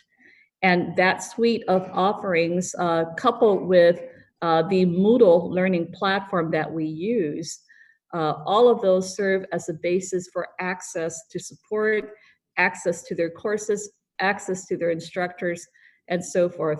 And the same goes with our faculty. So you can see that for the Whanauntsana semester with this coming fall, that there is a mixed portfolio of how the courses will be scheduled. We recognize that we need to be sensitive, especially if we're still under PCOR 3, to those who are not quite as ready to return to campus, where, and President Christ emphasizes this, where at all possible we can continue to engage in remote working and remote instruction. And while we still have authorization from USDOE and our WASC accrediting body to do so, that we make the full online courses available as possible. Hybrid provides a little flavor of that in-person contact, but also ensuring that for those specialized needs, for students to have the hands-on experience, whether it be for the simulations in nursing or the engineering labs, or the biology or chemistry labs, or the art studios, that those will be necessary, and those will be scheduled accordingly, and those will be reflected in the course syllabi provided by our faculty. We hope to finalize the listing of what will remain online, what will be hybrid, and what will be face-to-face by, or hopefully before the end of next week. So we are working very quickly, a lot of communication taking place. We give credit to our faculty for making themselves available, even though technically for our 9-month faculty, they don't need to communicate with us during the summer session, but we have gently pleaded with them to ensure that they keep up with the communication, so that the kinds of input that we need in order to ensure that our state of readiness for all of this is heightened and is strengthened, that communication, open communication, is critical. The same goes with our student leaders, and they will be engaged as well. We're very pleased that we do have inclusive access digital course materials through a partnership with Red Shelf. That is through our UOG Triton bookstore, where students will be able to save 70% off of their traditional textbook costs. So that's very exciting for us. And I know that I've asked, next slide, please. I know that I've asked our CIO to be available to discuss or to respond to any questions relating to our IT and so forth. Now, the pandemic phase operating plan, or what we call UPOP, here it is a framework for the PCOR 3. And here arrangements have already been made, as mentioned before, on the inventory of our assets, the 98 classrooms, the 32 labs, 15 conference room, and other spaces, and of course, take into consideration restrooms and our dorms and our 35 Dean Circle, what we call houses, but are used as offices for a variety of our units. what will take place, the protocols, the procedures with regard to sanitizing, protective measures, contact tracing, lockdown guidance, and so forth, like any other organization on island and throughout the world should have in place. And then availability of masks and PPEs for students and employees, that was just mentioned briefly. Next slide, please. So as you can see here, we'll have before and after photos just to give you a sense of the measurements of each room and how much can be accommodated. We're comparing a traditional accommodation or capacity, a before and after. Here we have one that accommodates 25 student seats. And so the next slide will show afterwards with social distancing that this can only accommodate 9. And so you can see how that figure has actually gone down by close to about a third of the full capacity. And so we've done this, we've demonstrated this when we had to accommodate our nursing graduates as well as our other nursing majors for those particular types of simulations and other in-person activities, which we did at the field house because of its relatively larger size. Next slide, please. And here we have a science lab. A traditional setting before COVID-19, 20 seats plus an instructor can be accommodated. And so the next slide will show what that will boil down to. With social distancing measures, we can only accommodate 6 students plus an instructor. Okay, next slide, please. Here we have our class lecture hall capacity of 191 seats. It's a lot. Our before picture, our after photo shows you how that goes down to, wow, I mean, relatively smaller amount at 33 seats. It can still accommodate an in-person class, but you can imagine where we've typically accommodated over 80 students in an entry-level psychology course, and we're not able to do that within one section. And this will be an example of using the hybrid format, having students come in a particular space on a rotational basis. And of course, that is going to require very clear communication on the scheduling by the faculty. Next slide, please. Okay. And the financial impacts of COVID-19, I will turn that over to our Vice President for Finance and Administration, Mr. Randy Wiegand. Thank you, Madam SVP, and thank you, Madam Chair and Senators, for entertaining us this morning. My name is Randy Wiegand. I'm the Vice President of Administration and Finance and Chief Business Officer for the university. So we just wanted to talk a little bit about the financial impacts. So far, we've incurred about $297,000 of costs related to COVID. About half of that is related to personnel costs. We've had to pay some administrative leave. We've had to pay some overtime, double time, some additional pay. A lot of our School of Nursing efforts got shifted from academics. Actually, they maintained the academics, but they also got shifted to address the emergency.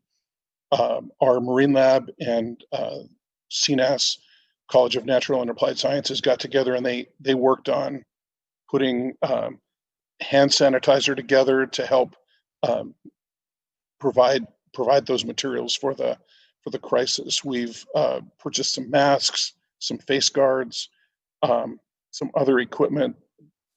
We had to increase our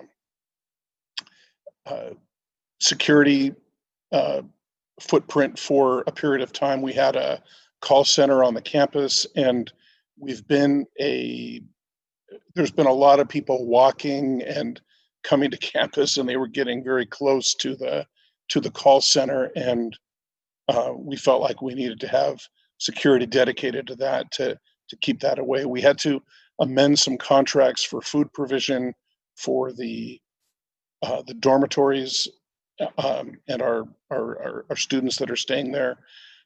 So those are generally the highlights of the additional costs that we've incurred. We think that every cost that's been incurred is going to be able to be reimbursed.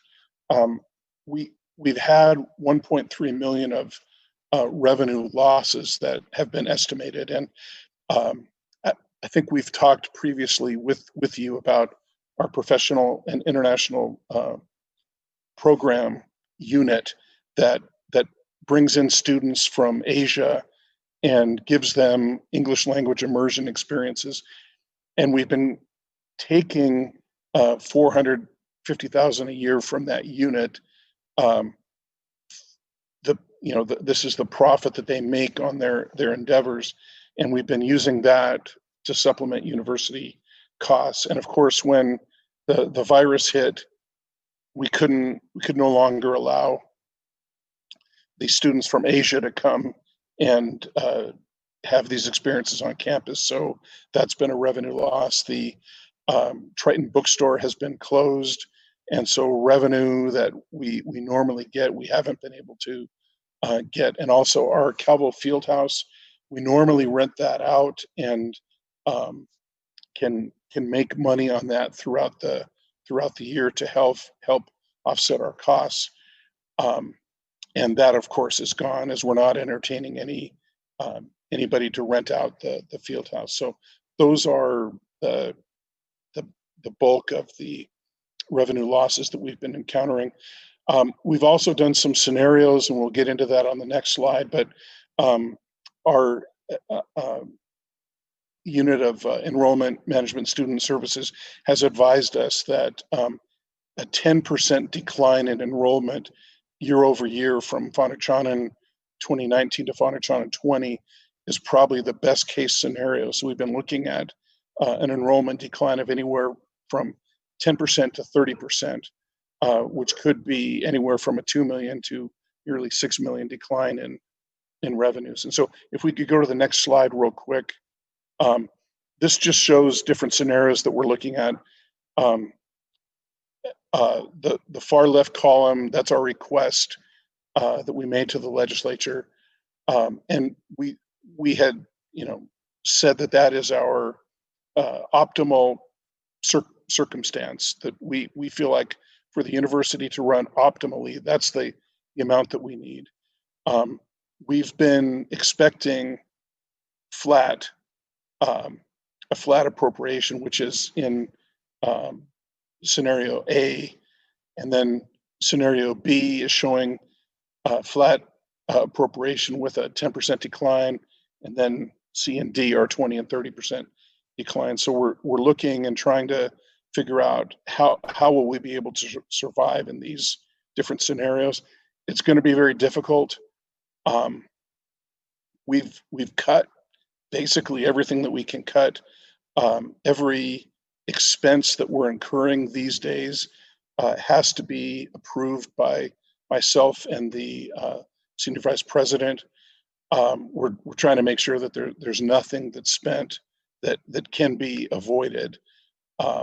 And so things are really getting difficult on the financial side. We're coping, and fortunately for FNOCPO 2020, our revenues are slightly ahead of where they were in 2019. We were anticipating a decline in that also, and so it's been a blessing that we haven't had to experience that.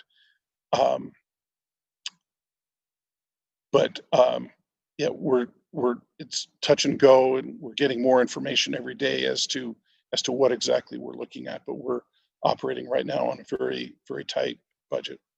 And so with that, I'd like to turn it back to the Senior Vice President, Anita Enriquez. Thank you very much. Yes, and just to add, in case I missed it, is the university had implemented a 85% holdback on spending, and that is still in place. So that's part of our financial sustainability action. And so in the next slide, I will be speaking to the the CARES Act funding. And so, as you know, on April 9th, 2020, the U.S.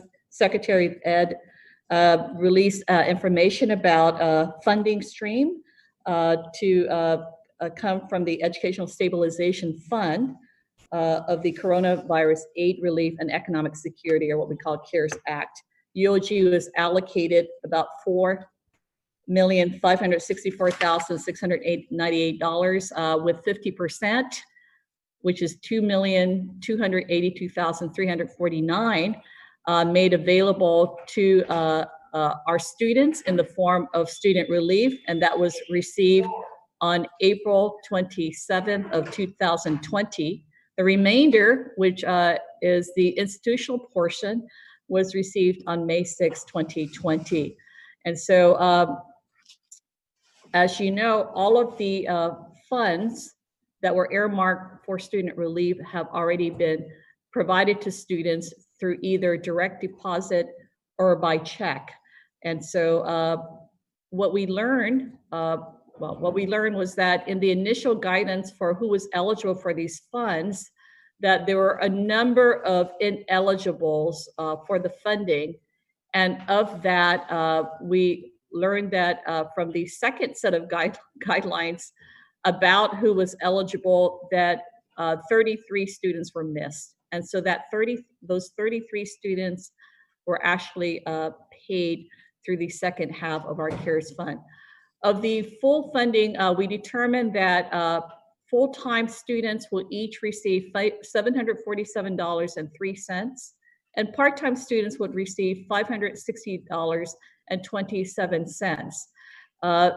Universities had the flexibility to determine how the allocation will be made to students. We decided that we wanted to be equitable across the board for all full-timers as well as part-timers. We were very pleased that that was made available, and there is nothing left from that award. So grateful to have that out. Next slide, please.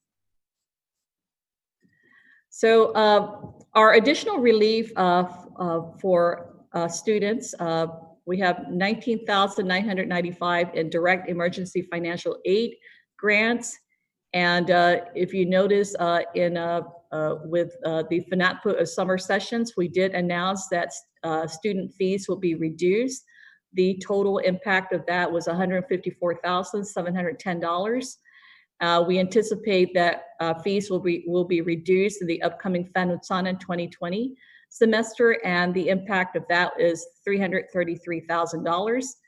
In addition, we will be providing a tuition rebate of 5% for tuition in the Fanutsanan 2020 semester.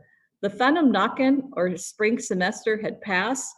We recognized that there were services that were charged under student fees that were not experienced for the latter half of the spring semester. The total impact of refunds that we've elected to give back to students who are still registered with us as of March 16th is $248,148.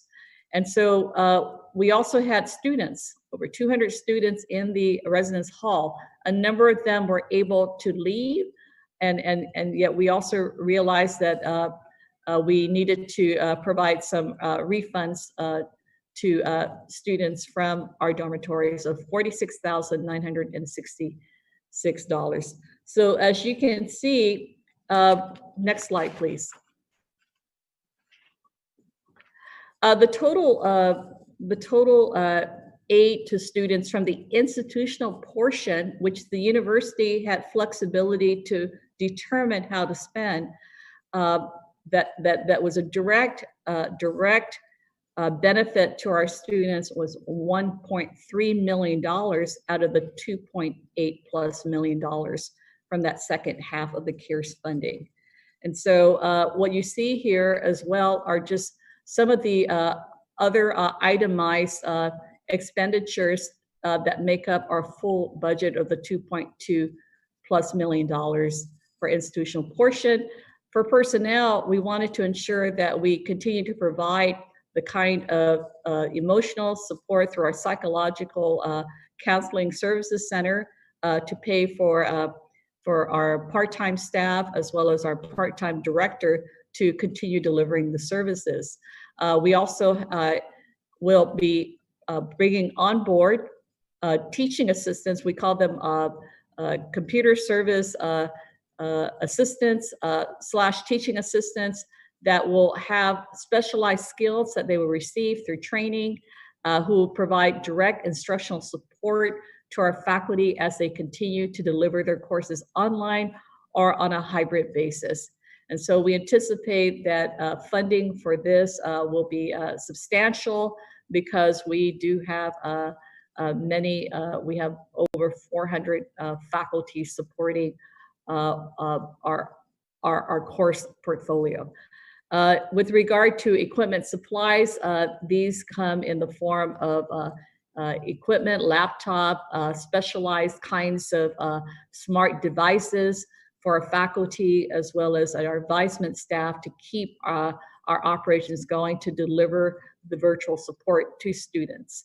On the capital outlay, here's where it's critical to strengthen our IT infrastructure in light of the fact that the generator gave up on us some time ago, and the fact that we have a very fragile IT infrastructure with insufficient server capacity, that we needed to strengthen the servers. We need to increase the amount of servers, and we also needed to ensure that we have an IT generator in light of the fact that we do have fluctuations, and to ensure that there is no loss in the continuation of our online delivery of courses. And of course, other virtual instructional support as defined by our Office of Information Technology. Now, with regard to utilities, some faculty were already issued connectivity support and other types of needs related to this, including subscriptions to Zoom and other types of online platforms to supplement what we already have in our learning management system we call Moodle, and other types of support through Office 365. Now, for faculty training, we recognize that, gee whiz, when we pivoted, not everyone was up to speed with the Moodle platform, with Microsoft Teams, which provide opportunity for virtual meetings with colleagues and with students, and a whole plethora of other ways in which they can improve upon online instructional design, and certainly take advantage of other means in which to heighten your overall capacity to ensure that the student learning outcomes and their assessment requirements were not being compromised. And so we already mobilized a whole series of faculty webinars, which our staff have access to.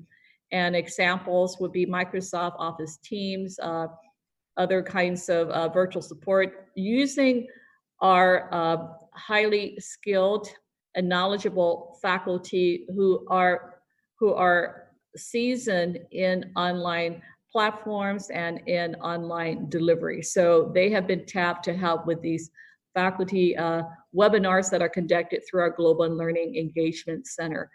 We also intend to have a cadre of what we call online faculty coaches and mentors. And these are seasoned faculty who are seasoned in online course delivery and other online pedagogical and student related kinds of activities in order to optimize quality assurance. And so a call has already been made. We plan to ensure that that cadre of faculty mentors and coaches go through the required orientations and other kinds of processes, and they will also be paid for. Next slide, please. Okay, and so that concludes that portion. I now turn it over to President Kreis. Thank you. Thank you, Dr. Enriquez, and thank you to Vice President Wiegand, too, for their presentations on this. I'd just like to conclude with a few comments. One is to emphasize that our first year experience program is really, the whole team has really done a tremendous job to think about how to accommodate the need for new students, new freshmen, really need to socialize into college. And so they've really been pioneers in figuring out how to make sure that whatever in-person activities are practiced during this kind of social distancing period are really, really effective. So hats off to them, and it's just an example of the kind of work that's going on.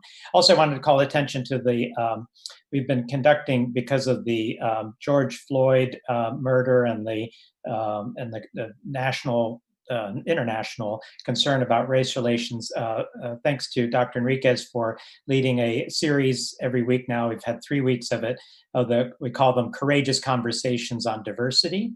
And so the university is really thinking about how we can make a real positive difference, and we're paying attention to monitoring what we're doing in terms of curriculum and practices to really respond to this in an effective way, and particularly in our own context in Guam and all of Micronesia. And so I'd also like to emphasize that both Vice President Wiegand and Provost Enriquez both remarked on the use of the CARES Act money. So the way that UOG's been using quite a bit of the institutional funds to directly support students is fairly unusual in the country. And so it's worth noting that we've been trying to figure out ways to extend the advantage to students. Most universities just handed out the money that was earmarked for students, and that's been about it. So I think that's a great plus for our institution. And I think I have a slide here on just to remind the legislature and the public about what an excellent investment UOG is. That we've contributed $1 of every $17 in the total Guam economy. Remarkable achievement, I think, for a relatively small organization of 3,500 students and 900 full and part-time employees. We created 1 in every 15 jobs in Guam. We also generated $1 of every $8 of GovGuam tax revenues.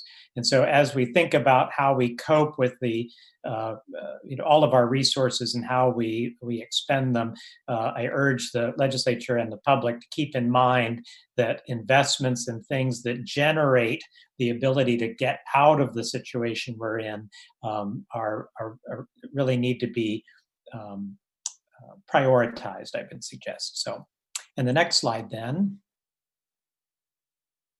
Thank you very much for your support all through this challenge and of course before.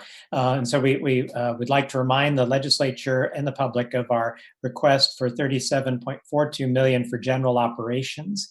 And also equally important, maybe more important now with the financial challenges that people are facing, the request for $4.3 million for the Student Financial Assistance Program is really important to make it possible for our people to get the education they need during this time. More people should go to college, should get degrees, should prepare for new and better future jobs as we try to cope with the financial challenges. And then also requesting $670,000 for special appropriations for Water and Environmental Research Institute, the hatchery, and other programs that are really important for all kinds of reasons in our society. And also reminding you of the request for $1.06 million for the Guam Cultural Repository, which that project is well underway. We anticipate the completed building by about Christmas time of 2021. And then another thing that will really help us figure out other ways to generate revenue, other ways to generate jobs, other ways to inspire innovative ways for Guam to have a future that that involves higher wages and better jobs and more partnerships would be to pass the 21st Century Bill. So this, reminding you, the key points are flexibility to hire more students. So more students who are hired on campus, the more likely you are to finish college if your job is on campus. It would be an advantage to them. It'd be an advantage to us if we could get that. It also updates our employment classifications, particularly to allow us to manage this new IT infrastructure and hire employees that can accomplish those projects. And also it'll help us develop public-private partnerships that will help with the economic future, help with entrepreneurship, help with partnerships that we can continue to add value to Guam and all of Micronesia. So Tsitsios Masi for this opportunity to present to you, and we're all available for your questions. Thank you very much, Dr. Kreis, and all of you who have presented this morning. We appreciate all of the information and the work that you continue to do to transition all of our students and to help our community with the call centers and with all of your efforts in the COVID-19 crisis response. Thank you very much for that. And now we'll have some questions from our colleagues. I think I want to recognize Senator Tello-Taitigui for joining us. And I'll let Senator Perez go first with her questions. Thank you, Madam Chair. So yeah, I just want to go, thank you, first of all, for such a very detailed presentation and updating us on the status and all the work that you've been doing behind the scenes to, ensure that the student population was able to undergo the graduation just yesterday. So I just want to I have questions regarding the CARES Act. So has all the money been spent thus far? I guess this is good, can go to Randy. The question can go to Randy. Yeah, no, we've spent, so there's two aspects of the CARES, well, actually 3 aspects of the CARES funds. One is funding for minority serving institutions, which is very small. One is a direct payment to students, and one is institutional support. And we've given out all the money of the direct student support. We have not spent our minority serving institutions money, which is not much. And we've spent about 20,000 of the other. It's going to take a while to get the money spent. We need to order things. So we're getting to the point of encumbering a lot of the funds, but we've basically got our budget, and we're now beginning to encumber. Okay, thanks. So basically, the funding is already accounted for as far as allocation is concerned? Yes, yes. Okay. And so when you mentioned about the 297,000 COVID-related cost, is that covered under the CARES funding? Or no, we think a lot of that is going to be able to be reimbursed by FEMA and those funds that are coming in. And we have reimbursed some of those costs that we incurred through the telethon funds that were raised. So from one source or another, we believe that all that will be reimbursed. And could I just add that we're trying very hard to make sure that we're tapping every available source, such as FEMA. We have teams working on figuring out what grants that we might be able to be eligible for to try to recoup as much funding as we possibly can. So. Okay, great. In regards to your projections of a 10 to 30% decline in enrollment, yeah, we all know that, with the decrease in revenues and increase in unemployment, that doesn't look very good as far as, student population, increasing student population. What are some, have you developed any plans or any ways to address that potential decrease and try to increase the student population? Is there a plan in place to try to counter that potential loss or prevent it from happening? Mm-hmm. So I can just start by saying that the enrollment management and student success division has done a tremendous job in reaching out to particularly to high school seniors, but also to other potential students. And so either Dr. Anita or Dr. Lawrence, maybe to remark further on that. I can remark just a bit before the boss. So we project out of the 3272 students that were enrolled in this Phantom Knock-in semester, with 360 of them graduating, perhaps about 2,900 is the number that we would like to get back to register and be with us in the Fanuchanan semester.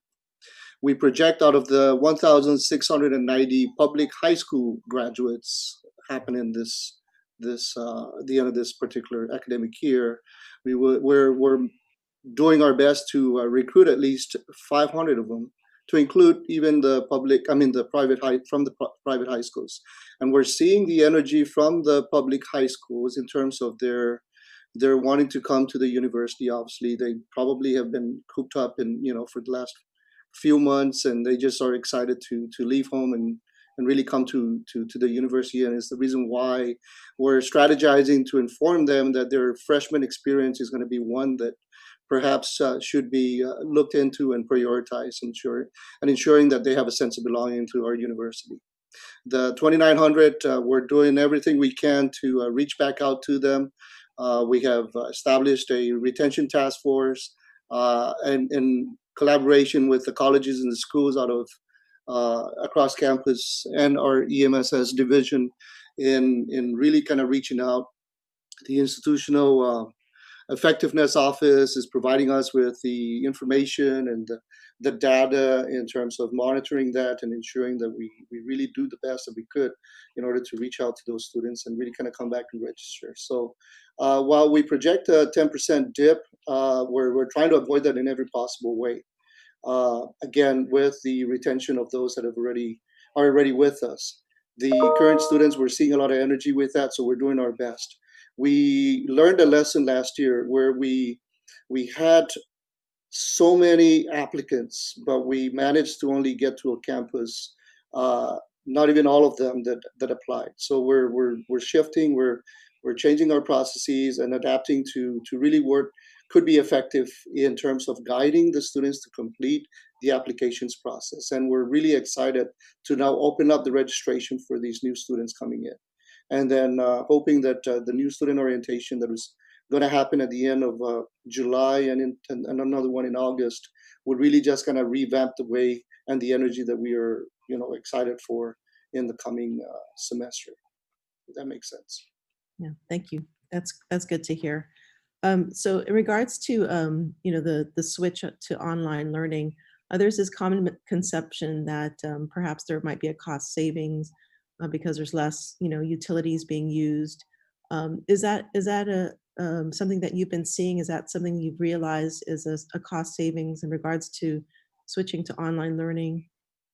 And if so, is it possible to reallocate those funds to perhaps more financial assistance to attract more students, perhaps? Maybe that question can go to Randy. Yeah, unfortunately, we haven't seen any material change in our utility costs. We still have people maintaining the campus, and so water is used, and our air cons are still running in every building. We have to keep them running or we'll develop mold. And so there hasn't been any significant change in our utility costs. Okay. In regards to the additional infrastructure for IT, are there long-term costs that are not covered with the current funding of CARES, or has money been set aside to anticipate these long-term costs? Afide, this is Manny Chinova, intern CIO for UOG. What we have right now, what we're using right now, are existing subscriptions. We're leveraging as best we can. We're looking at sustainability. So it's always been my thing to say, after year one, after the CARES funding fails, how do we sustain some of the technologies? Fortunately, we've been doing online since 2011. So all of the subscriptions that we have are long-term, and that our shift when the full campus came online, we were already prepared with our subscriptions to handle that amount. Our long-term concerns are just our core equipment on the network and our switches. Simply said, our network design was for an on-campus community. Our front door was just enabled to handle the campus community. But when we had to switch our gears and have a remote campus, that meant the back door that supported the kitchen, the outside kitchen, wasn't fully prepared. So we made some adjustments. We can do a little bit better to make these adjustments a little more long-term, but that just means scaling up better hardware in our network, in our campus infrastructure for that. So our long-term costs are just going to be looking at providing not only the same service on campus, but providing that same service for an off-campus student or employee. So sorry, Manny. Thank you for that answer. So are there increased costs that are associated with the long-term costs for the IT infrastructure? Yes, but there are just costs for the initial costs for getting new equipment and the sustainable costs for the maintenance license for those equipment. And is there an estimated amount of that? To ballpark, I'd be anywhere from the $50,000 range, just for that equipment and licensing. Okay. The other thing I wanted to ask, are you aware of funding in regards to, so a lot of the focus has been on boosting infrastructure, but are you aware of funding to create this new industry of IT professionals, to help kind of re-engineer our society from, more of a mono type of economic system to a more diverse economic system? So are you aware of funding as far as retraining people that are displaced to more of these areas that are going to be in need in the long term, I feel, such as healthcare, IT, and perhaps even food production? Are you aware of any funding, or are you collaborating with Department of Labor or other institutions? No, not at this time, but it's certainly open for us to do. Yeah, I'm not aware, but we will reach out to Department of Labor and check on that. Okay, great. Protect priorities every 3 years. And then the president of EOG can, of course, if he sees fit, can reevaluate sooner than the 3 years. But most of the funding has been going through fields in medicine, engineering. That listing, the priority listing, which we have, has not really changed. But what has changed, though, is the amount of funding that we've been getting. So we've been awarding less and less students under the Protect program. Our priority now is to ensure that those we've awarded in the past for all the under SPAC programs are first awarded before we make any new awards. But just generally on your question, it's a every 3-year assessment, and we look at manpower studies from the private sector, Guam, and the federal sector to determine which are priorities for Guam. Thank you for that answer. And yeah, it's my understanding that a lot of areas are critical need in the government of Guam, and I'll be happy to talk offline regarding perhaps bringing some attention to those areas. So I would probably want to reach out to you at a later time. Sure, thank you. absolutely. Thank you, Madam Chair. And Madam Senator, you asked a question about the sustainability and future long-range costs. I'd just like to remind all, because we did brief this once before for the senators, that on the infrastructure side, which is critical to supporting the student learning experience, that remember our AC systems, pumps, and generators are still of age. And so at this point in time, we've been managing to sustain what is capable of being sustained, but a lot of them still need replacements, so that long-term and mid-term costs are still hanging out there, and we are working the finances accordingly. Just to put it into broad terms, a lot of our systems are what we call amber and red status, meaning they're either 50% functioning or they're ready for replacement, because in some areas they are in need of replacement as well. Just by way of numbers, because some of our systems are not working functionally at 100%, the short-term and low-hanging fruit costs of split air conditioning systems have been supplementing a lot of our facilities to the tune of about 548 split systems, supporting about 76 of our buildings, which we have about 170 large HVAC air conditioning systems that are in need of repair and or replacement. So those long-term and major type of expenses are still out there for us, and we are just barely managing those at this point without the additional funding. And I just wanted to share that with you. Yeah, thank you, Mr. Akata. That actually leads me to another question. Sorry, Madam Chair. So I believe in the last hearing, you were talking about financing for that. If you can just refresh my memory about what the plan was to kind of, go through the replacement process. Well, yeah, we had put a section in the 21st century bill that would allow us to borrow funds up to 10 years. And so we have a plan to borrow and replace, and then we fund the borrowing out of the savings by purchasing more efficient, better controlled aircon equipment, and pay for it out of the savings, so that there's no net impact, and yet UOG would end up with brand new air conditioning equipment. So the president had made a pitch earlier.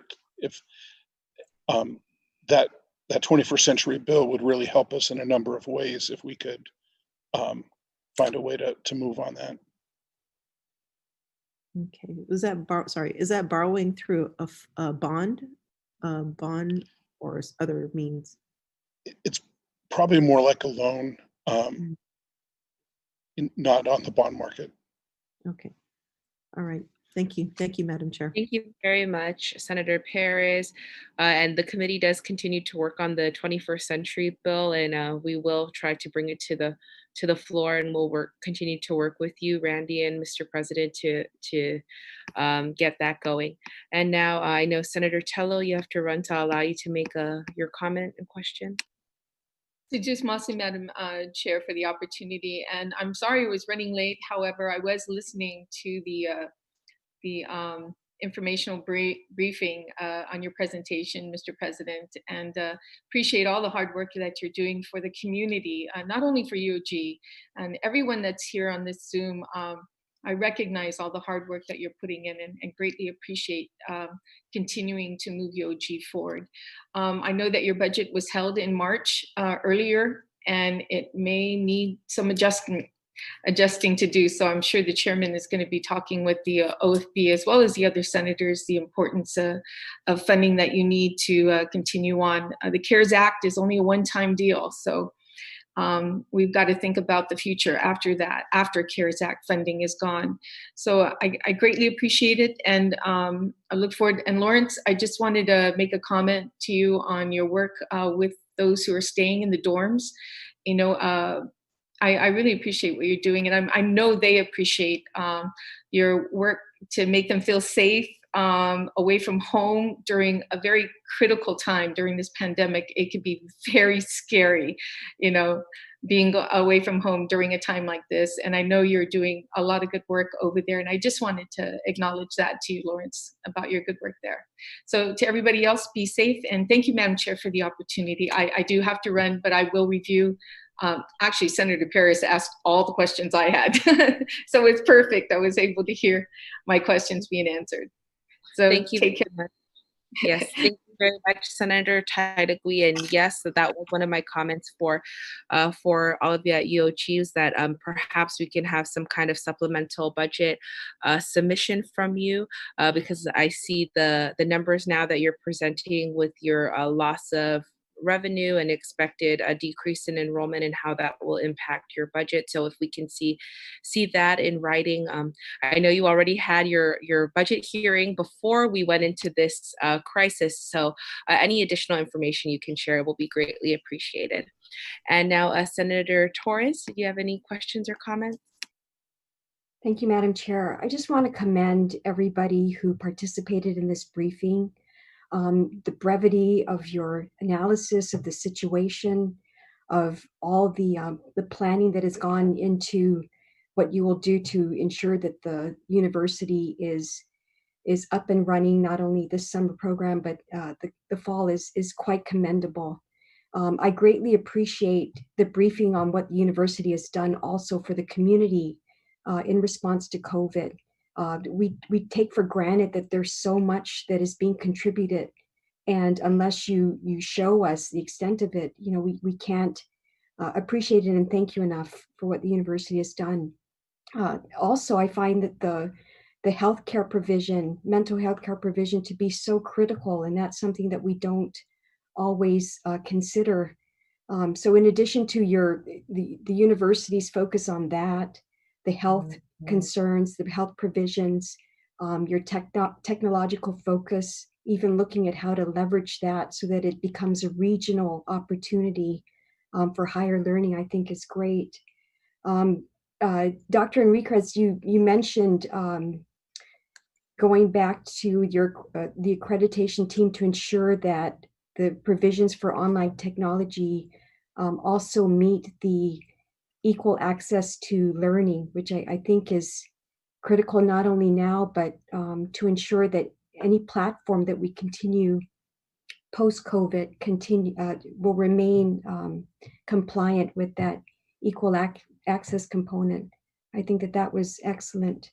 While I appreciate all the cost-cutting measures that you've highlighted in the presentation, what wasn't discussed here, I think, is how the university will react, perhaps as a last resort effort, the cost cutting that can be realized in salaries and benefits. And I wanted to know if that's something that's also on the back burner. Although nobody wants to talk about it, it seems to be the wave of where the government as a whole will most likely have to go if we are going to be sustainable, in the coming year. But is that also something that that hard conversation that you would be open to, as the legislature and perhaps the line agencies would be as well? Mm-hmm.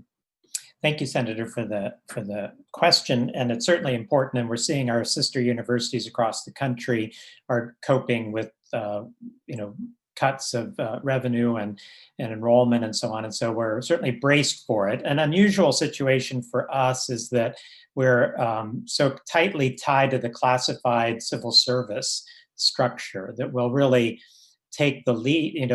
We'll follow the lead of the whole government of Guam. So the solution and that's the great majority of our employees are classified civil service. So that will be sort of the beginning point.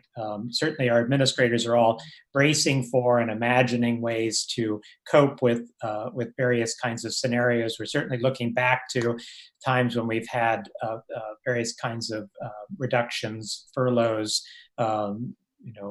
increment freezes, other kinds of ways of we've coped in the past, and then perhaps imagining some of the things that are going on across the country. So some very severe solutions are being at least contemplated across the country, and we're all just sort of waiting to see how this all unfolds, and hoping that there's more CARES Act or more CARES Act 2, 3, and 4, and so on, that those things will happen. So what I wanted to add to that, President Christ, is I think that this situation and this economic crisis that the whole nation and perhaps world is facing is a great platform for us to finally, as a government, look at the pay scales and I know the university is a victim to that that inequitable pay scale amongst the government, where you have professional and technical pay scales, you have the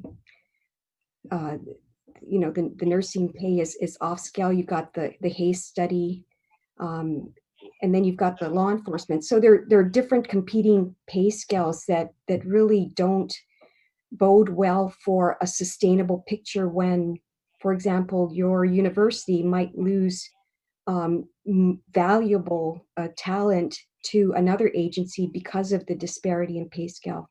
So perhaps, when we start thinking about what is sustainable going forward, that might be the other part that needs to be fixed and tweaked across the government.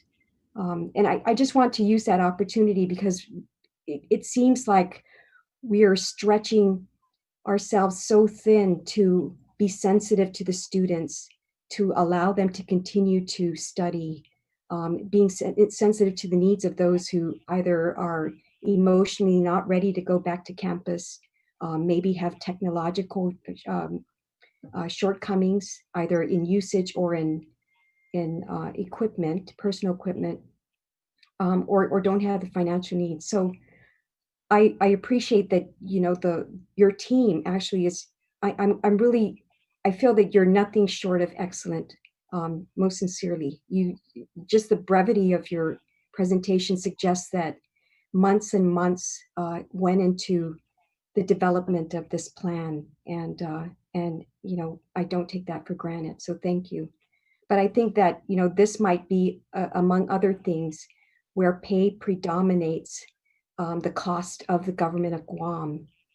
There has to be a focus, and I think the university is a great driver of this project, to once and for all take 4 or 5 different pay scales and level it so that there is parity and there's fairness, and we don't have a situation where you would worry about reducing your salaries and then losing out significant talent to a competing agency.